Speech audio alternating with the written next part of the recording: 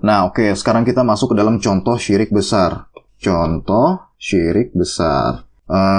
Sekarang kita definisikan dulu ya, atau kita perinci dulu nih pembagiannya.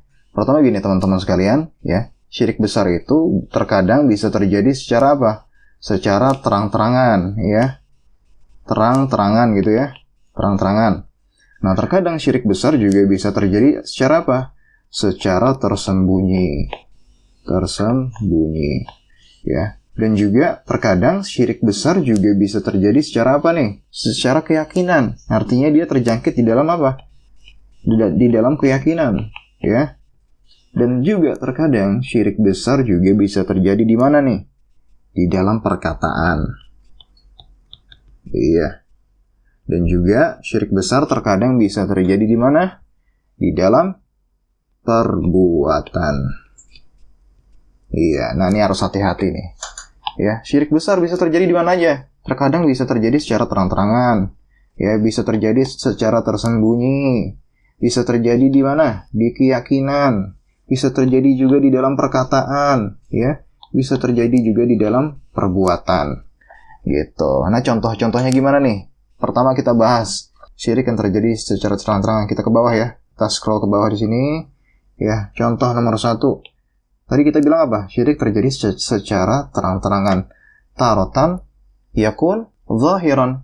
Ya. Terkadang syirik besar itu dilakukan secara terang-terangan. Ya, tarotan yakun zahiran. Contohnya apa sih? Ya, contoh syirik yang dilakukan secara terang-terangan itu apa? Kasyirik ubad al-awsan wal asnam wal kubur wal amwat wal ghaibin, atau yang semisalnya ya. Syirik-syirik yang dilakukan oleh para penyembah patung, penyembah berhala, penyembah kubur, penyembah orang-orang yang telah meninggal dunia, dan yang semisalnya. Kita tulis di sini bahasa Arabnya.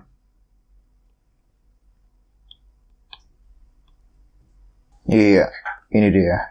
Ya, jadi syirik besar itu terkadang dilakukan secara terang-terangan, seperti kesyirikannya para penyembah berhala, patung, penyembah kubur, penyembah orang-orang yang telah meninggal. Gitu. Ini yang pertama. Ya, ini contoh yang pertama. Kemudian contoh yang kedua, tadi kita udah jelaskan ya. Syirik itu bisa terjadi terkadang secara terang-terangan, dan juga terkadang syirik itu bisa terjadi apa? Secara tersembunyi nih, teman-teman sekalian, ya. Terkadang syirik itu juga bisa terjadi secara tersembunyi. Nah, ini yang harus kita khawatirkan bersama nih. Ya, tarotan yakun khafiyan. Ya. Terkadang syirik besar ini bisa terjadi secara tersembunyi. Contohnya gimana nih? Ya, contohnya kasyirki al-mutawakkilina 'ala ghairillah minal alihati al-mukhtalifah.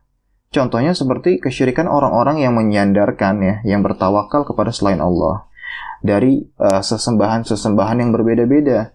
Kita tulis dulu di sini bahasa Arabnya. Ya, ini dia, gitu. Ya, terkadang syirik ini bisa terjadi secara tersembunyi, teman-teman sekalian. Ini harus diwaspadai oleh kita semua. Terkadang syirik juga bisa terjadi secara tersembunyi, seperti syiriknya orang-orang yang bertawakal kepada selain Allah, ya, dari sesembahan-sesembahan yang berbeda-beda, seperti itu. Oke.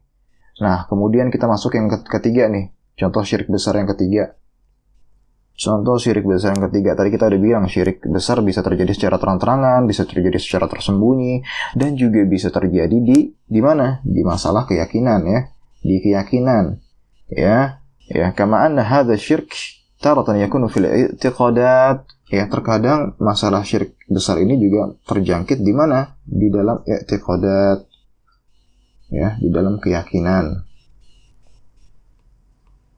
Nah, contohnya apa nih? كاعتقاد أن هناك من يخلق أو يحيي أو يميت في هذا الكون مع الله عز وجل أو اعتقاد أن هناك من يعلم الغيب مع الله عز وجل. Ya, syirik besar dalam keyakinan ini contohnya apa? Keyakinan bahwa ada yang menghidupkan atau mematikan atau mengatur alam semesta ini bersama Allah Azza wa Jalla. Atau dia berkeyakinan bahwasannya ada seseorang atau ada yang sesuatu yang mengetahui ilmu gaib bersama Allah Azza wa Jal. Yang di garis bawah itu bersama Allah, artinya dia meyakini Allah mengetahui hal yang gaib, dan juga ada orang lain atau makhluk lain juga yang mengetahui hal yang gaib. Atau dia meyakini bahwasannya yang menghidupkan dan mematikan itu Allah, dan juga dia meyakini bahwasannya ada juga nih yang mematikan dan menghidupkan itu selain Allah. Ya, ingat tuh di garis bawah itu kata-katanya bersama Allah. Nah, ini harus hati-hati nih dalam keyakinan seperti ini, ya. Dan itu nggak boleh, ya. Nah, ini harus hati-hati. Itu nomor 3. Nah, sekarang kita masuk ke dalam nomor 4 nih. Ya, yang nomor 4, syirik besar dalam perkataan. Ya, taratan yakun fil aqwal. Al-aqwal. Ya, terkadang masuk ke dalam perkataan. Seperti apa? Seperti orang-orang yang berdoa atau beristighatsah atau beristi'anah atau beristi'adzah kepada selain Allah Azza wa Jalla. Ya, kepada apa-apa yang tidak dapat atau tidak mampu melakukannya kecuali Allah Azza wa Jalla. Ya, kaman da'a ya au isti'az bi ghairillah fi ma la yaqdir alaih illa Allah Azza wa Jalla. Ya, ditulis bahasa Arab di sini.